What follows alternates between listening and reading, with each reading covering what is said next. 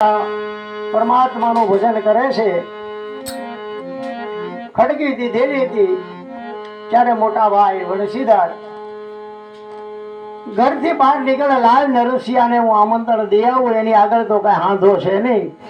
અને દર વર્ષે હું શ્રાદ્ધ કરું છું, મારે સમાજમાં રહેવું છે, નાતનો કારભારી ગણાવ, એટલે મારે તો પણ કરવું જ પડે. લાવીને આમંત્રણ દઈ આવું.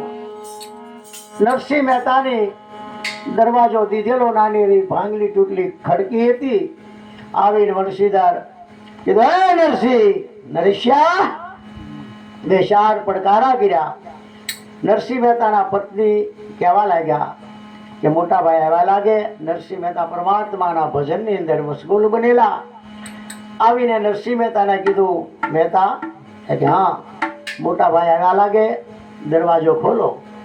ખડકી ઉગાડી. આવતા હવે વણસીધર રીહ ભર્યા. નરસિંહ મહેતાને ઠપકો મીણ્યા દેવા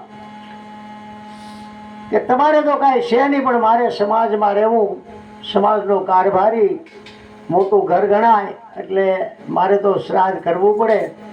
બંને માણસો આવજો કાલે. એ વખતે નરસિંહ મહેતાને થોડું માર્મિક શબ્દ કહેવા